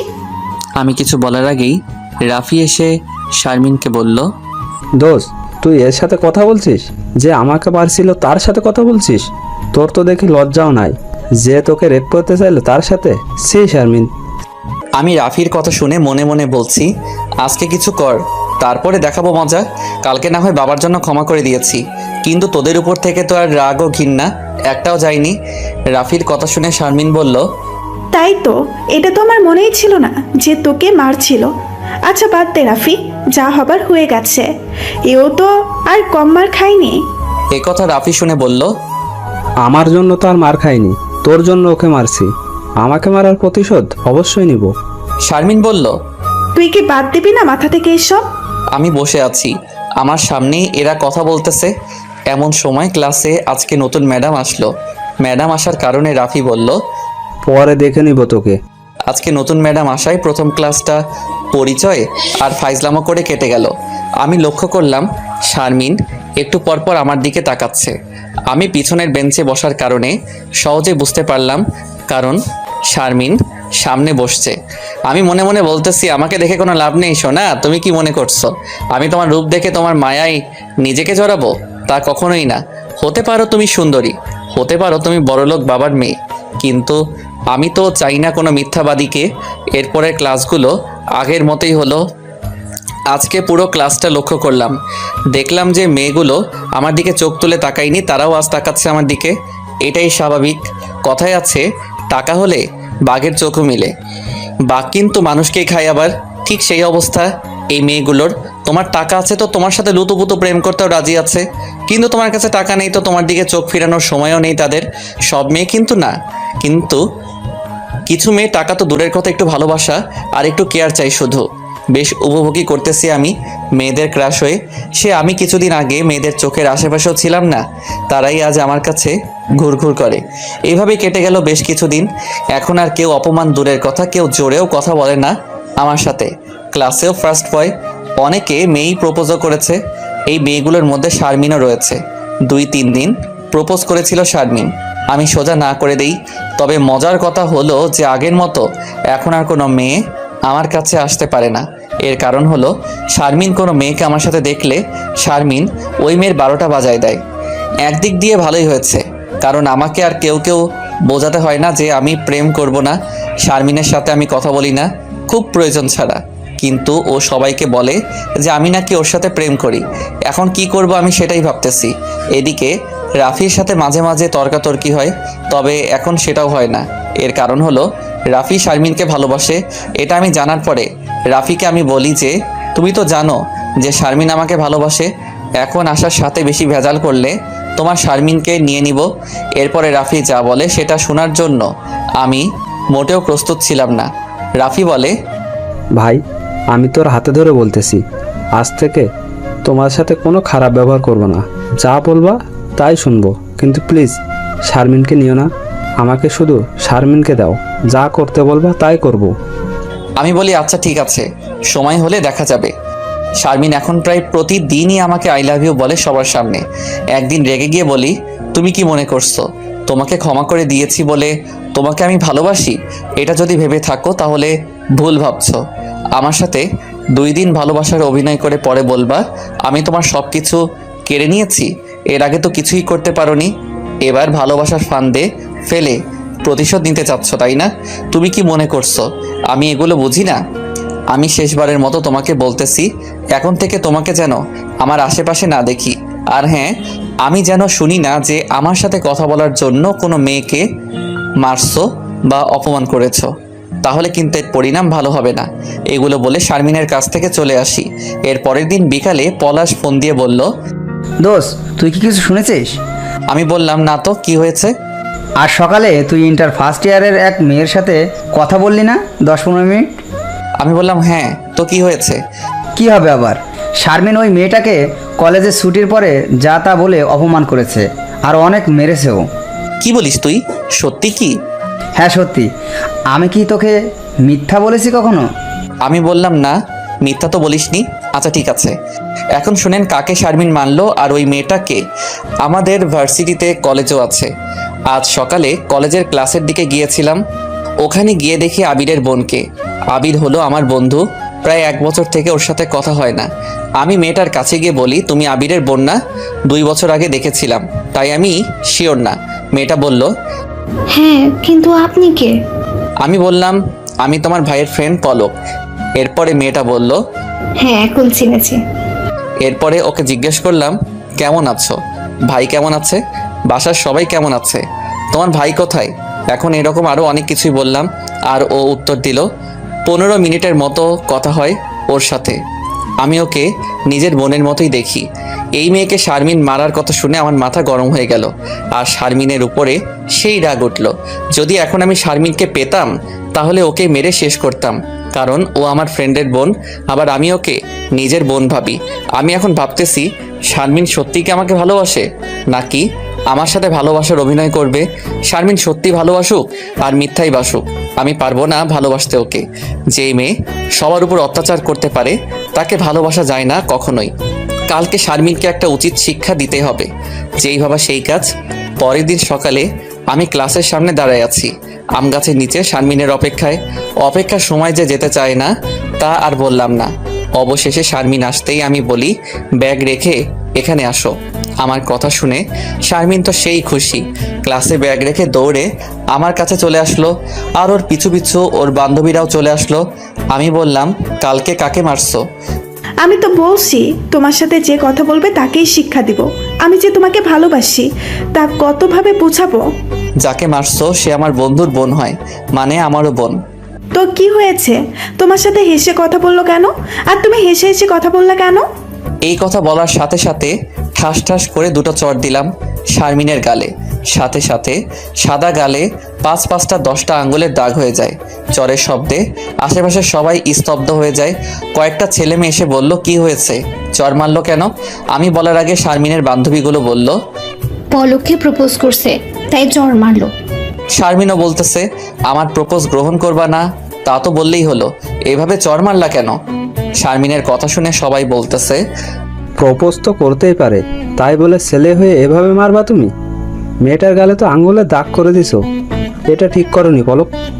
এমনি বোঝাই বললেই তো হতো তোমার, এটা তুমি অন্যায় করেছো। আমি জোরে বললাম, চুপ করবে তোমরা? আমি আজকে চর মারছি, এটা আমার অন্যায় হয়েছে। এতদিন যে ও কতগুলো মেয়েকে মারলো, অত্যাচার করলো, সেটা কি সে অন্যায় করেনি? তা ঠিক বলছো, কিন্তু তুমি ওকে প্রপোজ করার জন্য মেরে কাজটা ঠিক করনি। আমি বললাম শারমিন আমাকে প্রপোজ করেনি। এ কথা শুনে শারমিন ও ওর বান্ধবীরা বলল, প্রপোজ করছে তাই আমি মারছি। এতগুলো মেয়ে এক কথা বলতেছে আর আমি একাই এক কথা বলছি, এটা কেউ বিশ্বাস করার কথাও না আর করবেও না যে আমি অন্য কারণে মারছি। অনেকে আমাকে অনেক কথা বলে চলে যাচ্ছে আর বলতেছে ভবিষ্যতে যেন এমন না করি। আমি বোবার মতো দাঁড়িয়ে আছি এখন, কারণ প্রমাণ থাকা সত্ত্বেও প্রমাণ দিতে পারতেছি না। কারণ আবিরের বোনকে এনে যদি প্রমাণ দেই তাহলে বোনকেও অনেকে অনেক কথা বলবে, সেও লজ্জাবোধ করবে। তাই আমি কিছু না বলে দাঁড়ায় আছি। সব ছেলে মেয়েগুলো সরে যাচ্ছে আর এক একজন এক এক কথা বলতেছে। সবাই চলে যাওয়ার পরে আমি দাঁড়িয়ে আছি আর আমার সামনে শারমিন ও ওর বান্ধবীরা আছে। শারমিন বলল, এরপর থেকে যদি আমার সাথে কোনো ধরনের খারাপ ব্যবহার করো বা কোনো মেয়ের সাথে কথা বলো তা দেখি বা শুনি, তাহলে কি করব দেখিও। আমি বললাম, তুমি কি আমাকে ভালোবাসো? তোমার কি মনে হয় আমি অভিনয় করতেছি তোমার সাথে? অভিনয় নয় তো কি করতেছো? এত কিছু করার কোনো মানে আছে? এত কিছু বলতে কি বোঝাচ্ছ? তোমাকে ফলো করি, কোনো মেয়েকে তোমার সাথে দেখতে পারি না, এগুলো তো। হ্যাঁ, এগুলো আর বারবার মিথ্যা কথা বলার কারণ কি? কারণ তো অবশ্যই আছে, কেউ কোনো কারণ ছাড়া কোনো কিছুই করে না। আমি বললাম, কারণটা কি?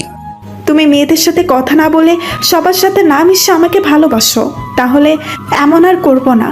ওই, তোমার কি মাথায় প্রবলেম আছে? কেন? কেন আমার প্রবলেম থাকবে?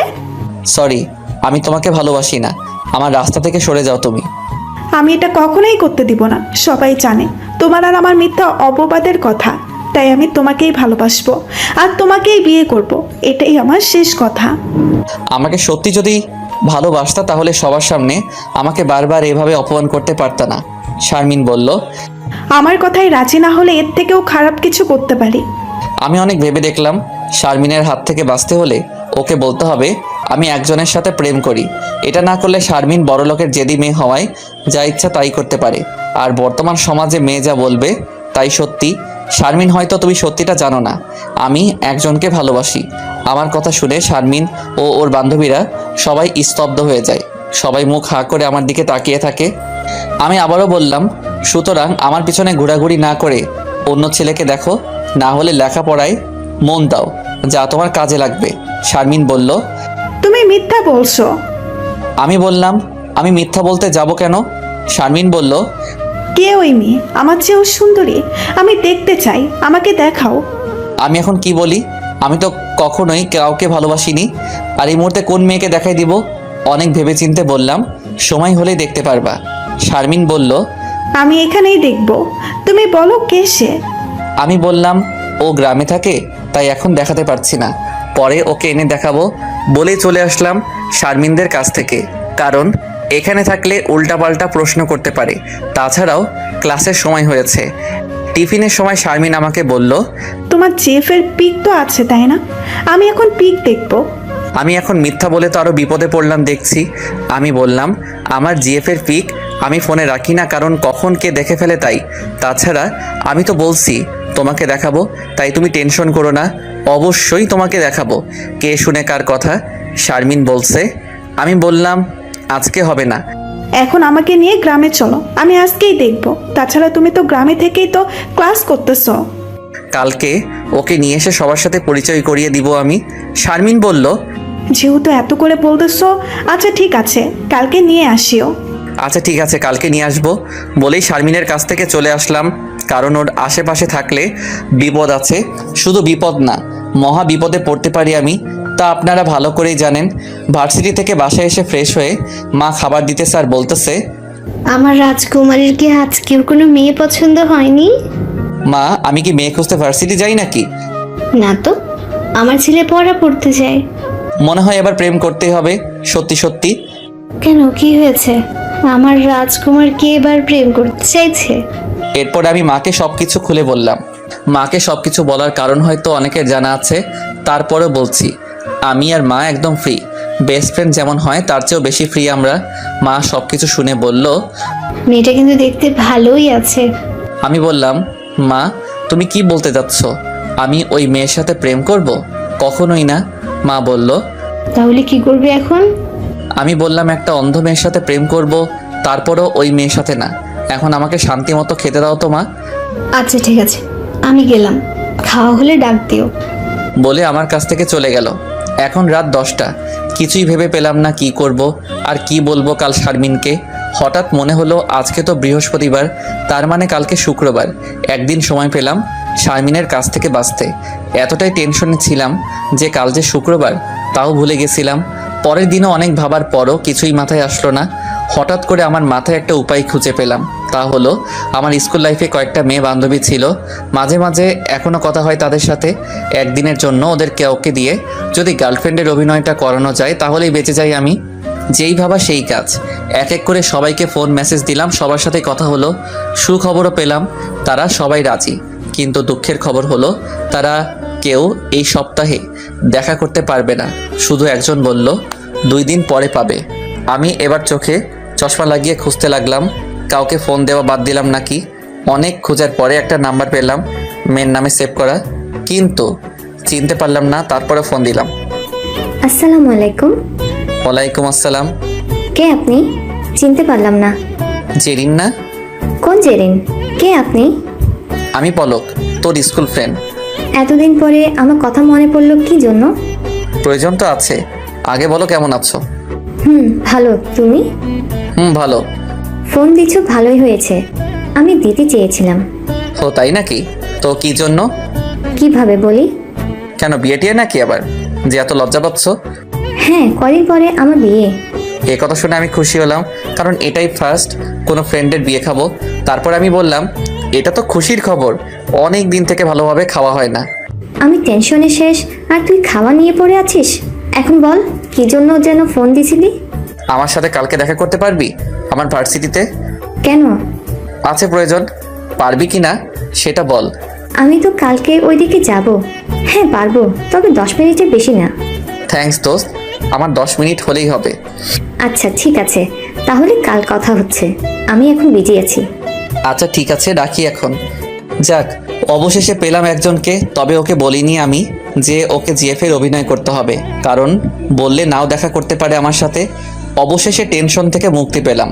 পরের দিন সকালে ভার্সিটি গিয়ে শারমিনকে বললাম যে তোমাকে আজ আমার জিএফকে দেখাবো। এই কথা শুনে শারমিনের মুখ অন্ধকার হয়ে গেল আর বলল, আচ্ছা ঠিক আছে। জেরিন ভার্সিটিতে এসে আমাকে ফোন দিলে শারমিনকে বলি আর দেখা করি জেরিনের সাথে। আমি শারমিনকে বললাম, এই যে দেখো।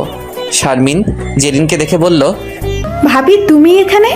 শারমিন জেরিনকে ভাবি বলার কারণ খুঁজে পেলাম না আমি, কারণ জেরিনের এখনো বিয়ে হয়নি, আর ভাবি হবে কোথায় থেকে?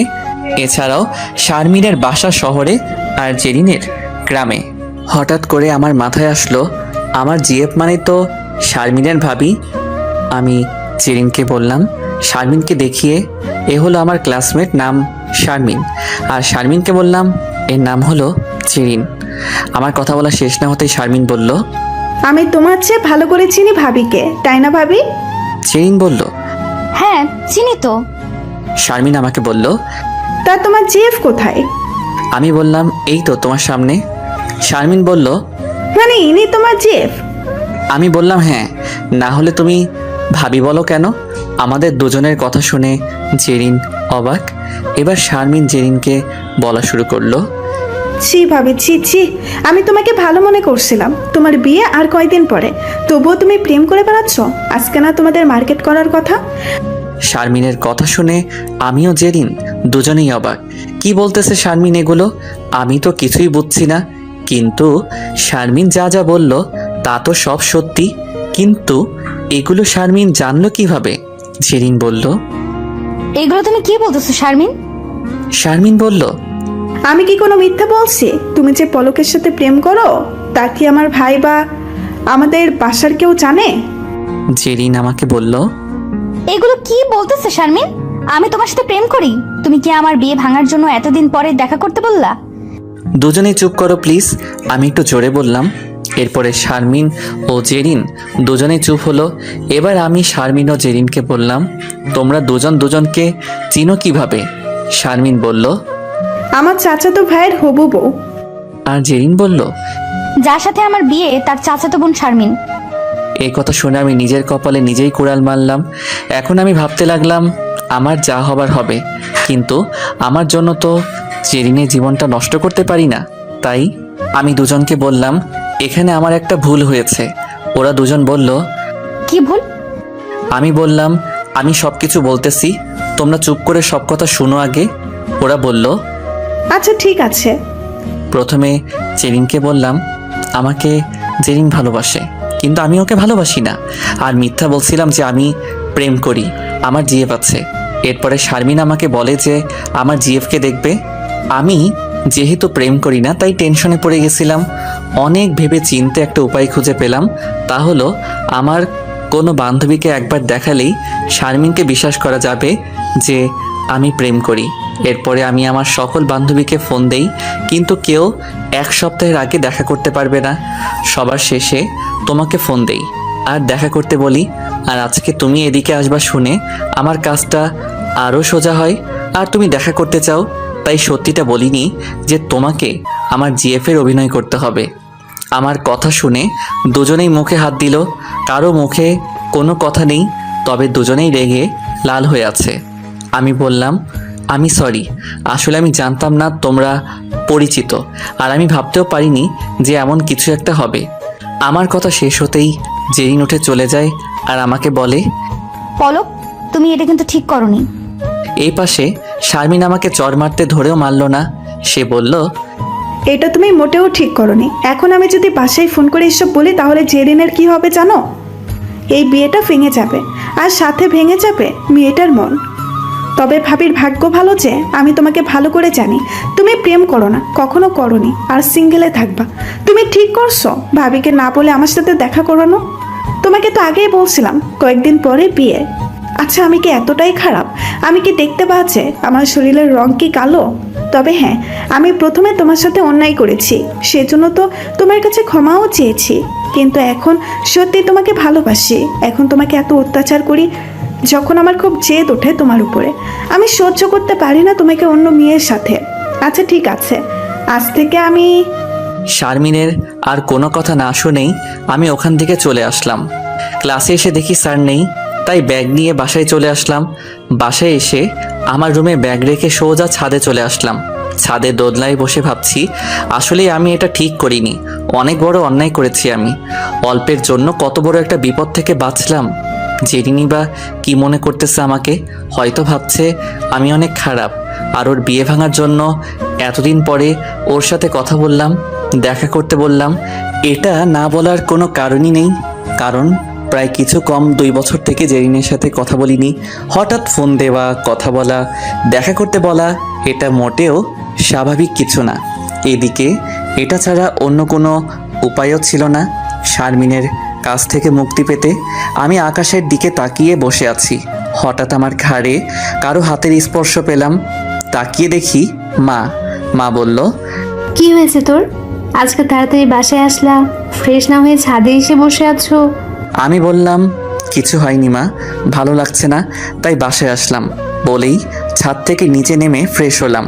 বিকালের দিকে জেরিনকে ফোন দিয়ে সরি বললাম। জেরিন বলল, আচ্ছা ঠিক আছে। মুখে ঠিক আছে বললেও আমি বুঝতে পারছি আমার উপর রাগ আছে অনেক। তাই আমি বললাম, আমাকে তো বিয়েতে দাওয়াত দিলি না, আমি কিন্তু নিজেই তোদের হানিমুনের দাওয়াত নিলাম, না করিস না কিন্তু।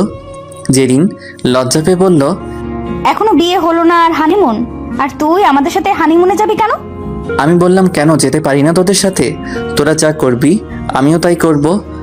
চুপ থাক তুই, বিয়ে করে হানিমুন করি। বলেই ফোন কেটে দিল। এর পরের দিন আমি ভার্সিটি আসলাম সকালে। আমি সহ কয়েকজন বন্ধু মিলে আমাদের কলেজের দিকে গিয়ে আড্ডা দিতেছে। আড্ডা শেষে আমরা আমাদের ক্লাসের দিকে আসছিলাম। আসার সময় একটা মেয়ে শরীরে আমার হাত লাগে। আমি মেয়েটার দিকে তাকাইতে গিয়ে তাকিয়ে থাকি, আর মেয়েটাও আমার দিকে তাকিয়ে থাকে। হয়তো এত সুন্দর মেয়ে এর আগে কখনোই দেখিনি। আমি তাকিয়েই আছি। হঠাৎ করে মেয়েটা কথা বলল। সরি, আমি দেখতে পারিনি। আস্তে করে বলেই চলে গেল। মেয়েটার চলে যাওয়া আমি দেখতেই আসি আর ভাবছি, হাত লাগলো আমার আর মেয়েটা সরি বলে চলে গেল। আমি তো ভেবেই নিয়েছিলাম আমাকে গণধোলাই খেতে হবে, কিন্তু মেয়েটি তেমন কিছু করলো না। এতে বোঝা গেল মেয়েটি অনেক শান্ত, নম্র, ভদ্র। যদিও কাজটা আমার ইচ্ছে না থাকা সত্ত্বেও হয়েছে বেখেয়ালে। ঠিক এই কাজটা শারমিনের সাথে হলে হয়তো এতক্ষণে আমাকে হাসপাতালে নিতে হতো। শারমিনের থেকে কতই না ভালো মেয়েটা, এগুলো ভাবছি। আর ক্লাসের দিকে আসতেছি। আমার মনে পড়ল কালকে শারমিন আর জেরিনের সাথে ঘটে যাওয়া ঘটনা। আল্লাহ জানে আজকে আমার কপালে কি আছে। ক্লাসে এসে আমার জায়গায় বসলাম, কিন্তু এখনও শারমিনকে দেখলাম না। যাক বাবা, আজকে বাঁচলাম। শারমিন আজকে ভার্সিটিতে আসেনি। আমার ব্যাগের উপর চোখ যেতেই দেখি একটা লাল গোলাপ ফুল, আর ফুলের সাথে একটা কাগজ লাগানো। কাগজটা নিয়ে পড়তে শুরু করলাম। লেখা, আই লাভ ইউ। সরি, আজকে তোমাকে দেখতে পারলাম না, আর আমি আজকে ক্লাস করতে পারছি না, কারণ চাচাতো ভাইয়ের বিয়ের কেনাকাটা করতে আমাকে থাকতে হবে, তাই। আর কিছু লেখা নেই। হয়তো আপনারা বুঝতে পেরেছেন যে এটা শারমিনের কাজ। হ্যাঁ, এটা শারমিনই রেখে চলে গেছে। যাক, আজকে আর কোনো প্যারা নেই আমার, কারণ শারমিন ছাড়া কেউ আমাকে প্যারা দেয় না। তাই আমি খুশি মনেই ক্লাস করলাম আজকে। সব ক্লাস শেষ করে বাসায় চলে আসলাম। মনে মনে বলছি এই কয়দিনে শারমিনের কাছ থেকে বাঁচলাম, কারণ শারমিন বিয়ের জন্য ব্যস্ত থাকবে, তাই ভার্সিটি আসবে না। আর হয়তো এই কয়দিনে আমার কথা ভুলে যাবে, তাই আমাকে আর প্রেম টেম কিছু করতে হবে না, কোনো প্যারা থাকবে না আমার। আজ রাতে বাবা আমেরিকাতে যাবে, তাই বাবাকে বিমানবন্দরে গাড়িতে করে নিয়ে আসলাম। বাবাকে বিমানবন্দরের ভিতরে রেখে আমি বাসার উদ্দেশ্যে রওনা দিলাম। রাস্তার মাঝে এসে দেখি রাস্তা বন্ধ, বেশ কিছু মানুষও রয়েছে, গাড়ি যাওয়ার কোনো রাস্তা নেই। তাই নেমে মানুষগুলোর ভিতরে গিয়ে দেখি দুইটা মাইক্রো অ্যাক্সিডেন্ট করেছে, দুইটাই একদম অচল। ভাগ্যিস কারো কোনো ক্ষতি হয়নি। চারদিকে তাকাতে দেখি শারমিন ওর বাবার সাথে দাঁড়িয়ে আছে, সাথে আরও 5-7 জন পুরুষ ও মহিলা আছে। আমি শুধু ওর বাবাকে চিনি, কারণ তিনি আমাদের বাসায় গেছিল শারমিনকে নিয়ে। তাই আমার সন্দেহ হলো যে শারমিনদের গাড়ি অ্যাক্সিডেন্ট করেছে। তাই আমি গিয়ে শারমিনের বাবাকে বললাম, কি হয়েছে আঙ্কেল? আঙ্কেল বলল, মার্কেট থেকে বাসায় ফেরার সময় অ্যাক্সিডেন্ট হয়েছে। মনে হয় না গাড়ি আজকে ঠিক হবে, দেখি কি হয়। আমি বললাম, ও আচ্ছা, কিন্তু আঙ্কেল আমার তো মনে হচ্ছে না যে গাড়ি এখন ঠিক হবে, কারণ গাড়ির যা অবস্থা। তাই তো দেখতেছি। এদিকে অনেক রাতও হচ্ছে, এই মাঝ রাস্তায় এত রাতে গাড়ি পাওয়া তো কঠিন। কি যে করি এখন? আর অন্য ড্রাইভারও ছুটিতে আছে, না হলে অন্য গাড়ি নিয়ে আসতাম এতক্ষণে। আমিও বুঝতে পারছি তারা এখন কোনো গাড়ি পাবে না, আর পেলেও এত মানুষের জায়গা হবে না। আমি ভাবলাম একটু না হয় সাহায্য করি, শারমিন না হয় শত্রু, তাই বলে এনাদের সাথে তো আমার কোনো শত্রুতা নেই। তাই আমি বললাম, আঙ্কেল আপনি না হয় গাড়ি ঠিক করে বাসায় যান, আর আমি না হয় শারমিনদেরকে বাসায় রেখে আসি। আমি আঙ্কেল বলল, তুমি এত কষ্ট করবা কেন? তোমার সমস্যা হবে না তো? আঙ্কেলের কথা শুনে শারমিন বলল, একদিন কষ্ট করলে কোনো সমস্যা হবে না। আমিও বললাম, সমস্যা নেই কোনো। আঙ্কেল বলল, তাহলে ঠিক আছে। এরপরে সবাই আমার গাড়িতে উঠে বসলো, আঙ্কেল বাদে। আর শারমিন বসলো সামনে আমার সাথে। আমি গাড়ি ছাড়ার একটু পরেই শারমিন বলল, ভালো না বাসতেই এত কেয়ার? আমি বললাম, এটা তোমার জন্য করতেছি না, আঙ্কেলকে চিনি, তাছাড়া এটা আমার কর্তব্য। বুঝছি। আর সারাদিন আমাকে দেখোনি, তাই এখন লিফট দিতেছ যাতে করে দেখতে পাচ্ছ। এমন কি কথাই আছে? ভালো লোকের ভাত নাই। ওদের ভালো করতে গেলাম, এখন বলছে ওর জন্য নাকি সাহায্য করতেছি। আমি আর কিছু না বলে ড্রাইভিং করতেছি। শারমিন নিজেই বলে দিতেছে কোন দিক দিয়ে যাব। ওদের বাসায় এসে নামিয়ে দিলাম। ওরা সবাই অনেক জেদ করলো বাসায় যেতে, কিন্তু আমি গেলাম না।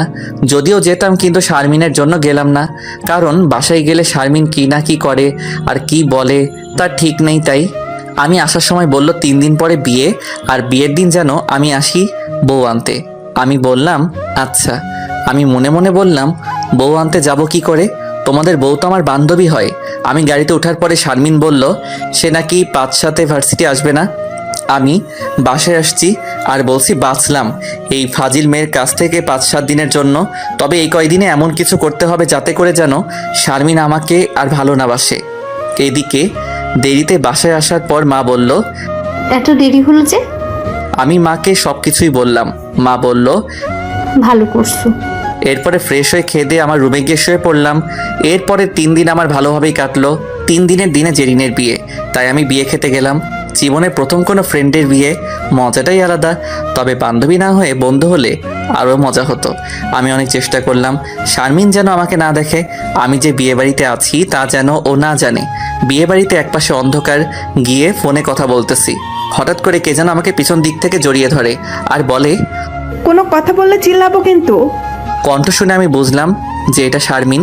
শারমিন বলতে থাকলো, তুমি কি মনে করছো আমার কাছ থেকে তুমি লুকিয়ে থাকতে পারবা? কখনোই না। বলেই আরো জোরে জড়িয়ে ধরলো। আমি বললাম, এটা বিয়ে বাড়ি, কেউ দেখবে।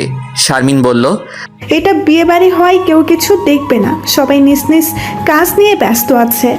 আমার কেমন জানি সন্দেহ হচ্ছে আজ শারমিনকে কোনো ছলনা করে আজকে জেরিনের সাথে আমাকেও বিয়ে করার চিন্তা মাথায় আছে নাকি আল্লাহ ভালো জানে। আমি বললাম, তোমার মা বলার সাথে সাথে শারমিন আমাকে ছেড়ে দিয়ে একপাশে চলে যায়। ওর কাছ থেকে ছাড়া পেয়ে আমি সোজা আমাদের বাসায় চলে আসি। আমার রুমে এসে দেখি একটা মেয়ে উপর হয়ে শুয়ে আছে। এটা দেখে তো আমি সেই রেগে যাই। আমার আগে শারমিন কিভাবে আসলো আর আমার রুমে আসলো কিভাবে? এরপরে মা করে ডাক দেই। মা আসতেই বলি, এই ফাজিল মেয়ে বাসায় ঢুকলো কিভাবে? তুমি কি করো বাসায় থেকে? আর আমার রুমে কেন শুয়ে আছে? এই মেয়ে, তোমার কি লজ্জা শরম কিছুই নেই নাকি? আমি তো বলছি তোমাকে ভালোবাসি না। মা কি যেন বলতে চাইলো, কিন্তু তার কথা না শুনে আমি কথাগুলো বললাম। আমার কথা শুনে মেয়েটার ঘুম ভেঙে যায় আর বিছানায় উঠে বসে। আমি তো মেয়েটাকে দেখে পুরোই থ হয়ে যাই, কারণ এই মেয়ে শারমিন না, আর আমি এর আগে দেখিনি কখনো। মা বলল, এখন বোঝো, আমি তো বলতে চাচ্ছিলাম কিন্তু তুমি তো শুনলে না আমার কথা।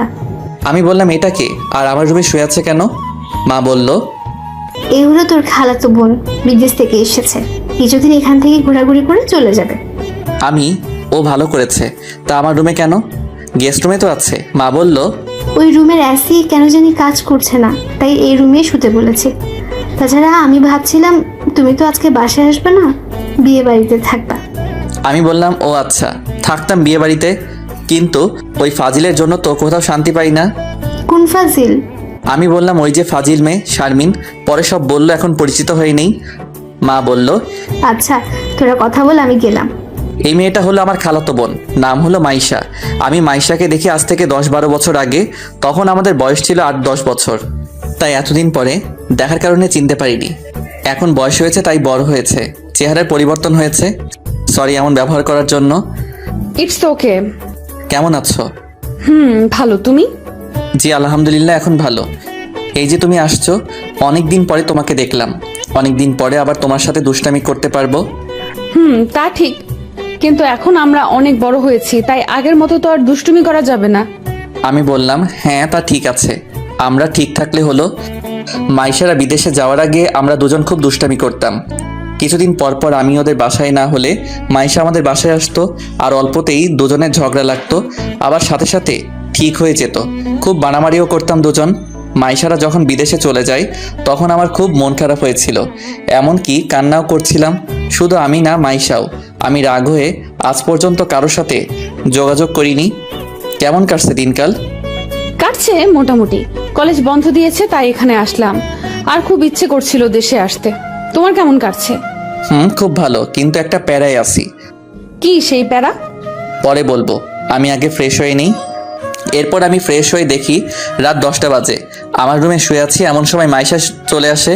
এসে বলে, কি করো? আমি বললাম, এই তো শুয়ে আছি। ঘুমাবি না? এখন না, দেখি আছে। তুমি? ঘুম নেই, এসেই ঘুমাইছি তো তাই। ও আচ্ছা। এখন বলো, কি যেন প্যারায় আছো? আমার পেয়ার কথা শুনে তুমি নিজেই পেয়ার পড়ে যাবে না তো? আরে না, বল আগে শুনি কি প্যারা। আচ্ছা শোনো, আমি প্রথম যেদিন ভার্সিটি যাই বাসায় এসে তোমাকে শারমিন মনে করে রাগ হই। সব কিছু বললাম মাইশাকে। আমার কথা শুনে মাইশা হাসতেছে। আমি প্যারায় আছি আর তুমি আমার কথা শুনে মজা নিচ্ছ। হাসবো না তো কি, আমি কি করব? একটা মেয়ে হয়ে যদি তোমার মতো একটা ছেলেকে ইফটিজিং করে, বারবার অপমানিত করে, আর তুমি ছোটবেলার সেই হাবলার মতো এখনো সব কিছু মেনে নাও, তাহলে তো আমার হাসি পাবেই, তাই না? হাসি থামাবি নাকি? আমি তোমাকে বললাম এই জন্য যে হয়তো আমাকে হেল্প করবা, তাই। তা না করে হাসতেছে, আমি যেন কোনো জোকস বলছি। প্রেম কর আর খেয়ে দিয়ে ছেড়ে দে, তাহলেই তো হয়। কি বললাম? আমাকে কি তোমার প্লে বয় মনে হয়? না, মনে হয় না। এখন তুমি ফিডার খাও। এটা যদিও করতাম তাহলে আরো ঝামেলায় পড়তাম আমি, কারণ আমি কিছু না করেও যে মিথ্যা অপবাদ দিছিল। হয়েছে, আর কিচ্ছু বলতে হবে না। বুঝছি তুমি আসলেই একটা, থাক না বলি। একটা কাজ করো, আমাকে ওই মেয়ের সাথে দেখা করায় দাও, আমি সব ঠিক করে দেবনি। সত্যি ওই পাঁচি মেয়েকে ঠিক করতে পারবা? হ্যাঁ পারবো, তবে একটা শর্ত আছে। আগে আমাকে প্যারা থেকে মুক্ত করো, তারপরে তোমার সব শর্ত পূরণ করব। মনে থাকে জানো। মনে থাকবে। অনেক রাত হয়েছে, প্রায় রাত 1টা বাজে। তুমি এখন ঘুমাতে যাও, কালকে কথা হবে। Bye, good night. Good night, আল্লাহ হাফেজ। এরপরে আমি ঘুমিয়ে গেলাম। নদীর পাড় দিয়ে একে অপরের হাত ধরে পাশাপাশি হাঁটতেছি। শারমিনের খোলা চুলগুলো বাতাসের কারণে বারবার মুখে আসতেছে, আমি তা সরিয়ে দিতেছি। আর মাঝে মাঝে আমার মুখেও আসতেছে শারমিনের চুলগুলো, সাথে চুলের সেই মুগ্ধ করা গন্ধ। নির্জন পরিবেশ, সন্ধ্যার আগাগ মুহূর্তে শুধু আমরা দুজন নেই, আর কোনো মানুষের কোলাহল, সাথে নদীর পানির সেই কলকল ধ্বনি। ইচ্ছা করছিল এঁকে দেই ভালোবাসার চিহ্ন শারমিনের কপালে আমার 2 ঠোঁট দিয়ে।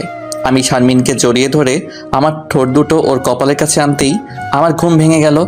আপনারাই বলেন, এত সুন্দর মুহূর্তে যদি কারো ঘুম ভাঙে তাহলে কান্না রাগ উঠবে। ঠিক আমারও রাগ উঠল, কিন্তু পরে মনে হলো স্বপ্নের মেয়েটা তো শারমিন ছিল, ঘুম ভেঙে ভালোই হয়েছে। এই মেয়ের সাথে বাস্তবে তো না, স্বপ্নেও আমি জড়াতে চাই না ওর সাথে, কিন্তু এই মেয়ে তো আমার পিছু ছাড়ছে না, স্বপ্নেও চলে আসছে। এখন যা করার খুব তাড়াতাড়ি করতে হবে আমাকে। যে করেই হোক এই মেয়েকে আমার পিছন থেকে সরাতে হবে, না হলে আমার জীবন তেজপাতা করে ছাড়বে। আমার ফোনটা হাতে নিয়ে দেখি সকাল 7টা বাজে। এই 5 মেয়ের জন্য আজ ফজরের নামাজও হলো না আমার। আমি উঠে ফ্রেশ হয়ে আমার রুমে বসে ইনস্টাগ্রামে ঢুকলাম। এমন সময় মাইশা এসে বলল, গুড মর্নিং। আমিও বললাম গুড মর্নিং, কেমন আছো? ভালো, তুমি?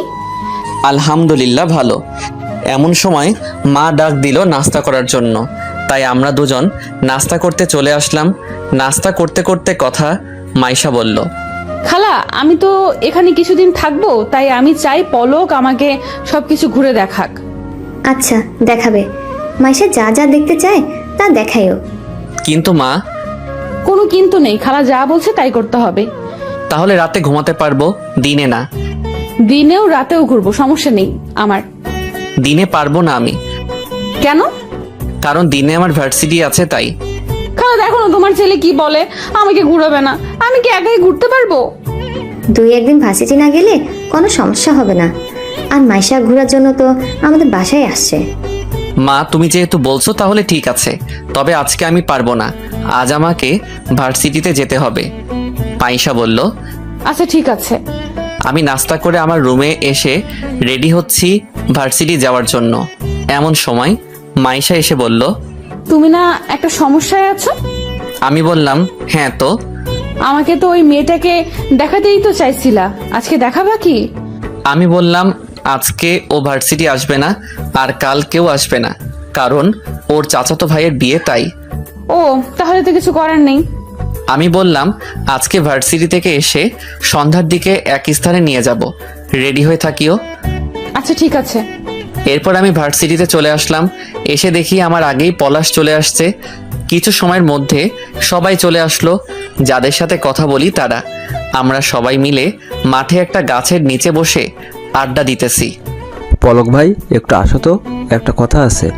আমি পিছনে তাকিয়ে দেখি রাফি আমাকে ডাকছে। আমি বললাম, এখানে বলো, সমস্যা নেই। না, তুমি একটু আলাদা হও, শুধু তোমাকে বলবো। যেহেতু এত করে বলছে, তাই আমি আর রাফি সবার থেকে আলাদা হলাম। এখন বলো, কি বলবা? আসলে শারমিনের কি হয়েছে তুমি কি কিছু জানো? না তো, আমি আর কি জানবো? আমি কি ওর সাথে কথা বলি নাকি? তুমি তো আমার থেকে ভালো জানার কথা, কারণ ওকে তুমি ভালোবাসো। তা ঠিক বলেছো, কিন্তু শারমিন তো আমার সাথে কিছুদিন থেকে কথা বলে না, আর ফোনও বন্ধ। আবার কয়দিন থেকে ভার্সিটিতেও আসছে না, কেন জানি। আমি বললাম, ও আচ্ছা। শারমিন তো তোমাকে ভালোবাসে, তাই তোমাকে বললাম, যদি তোমাকে কিছু বলে থাকে, এই আর কি। দেখো, আর 2-1 দিন হয়তো কোনো সমস্যায় পড়তে পারে, এমনিতেই আসবে। আমি আর কিছু বললাম না জেনেও, এতে করে রাফি আমাকে ভুল বুঝতে পারে, তাই। তাই যেন হয়। আচ্ছা ঠিক আছে। আমিও বলে আমার বন্ধুদের কাছে চলে আসলাম। বন্ধুরা বলল, রাফি তোকে কি বললো? আমি বললাম, কি আর বলবে, শারমিনের কথা জিজ্ঞাসা করলো। আচ্ছা, কয়দিন থেকে শারমিনকে দেখছি না কেন? তোর তো জানার কথা। এই আসবে কাল পরশু। তার মানে তুই শারমিনের সাথে প্রেম করছিস? আরে না, ওর সাথে দেখা হয়েছিল, তাতে বলছে। এরপর সবকিছু বললাম বন্ধুদেরকে। ও আচ্ছা, এখন চলো ক্লাসে যাই, ক্লাসের সময় হয়েছে। এরপরে সবাই মিলে ক্লাসে গিয়ে ক্লাস করলাম। বাসায় এসে ফ্রেশ হয়ে খেয়ে একটা ঘুম দিলাম। ঘুম থেকে উঠলাম বিকেল 5টার দিকে।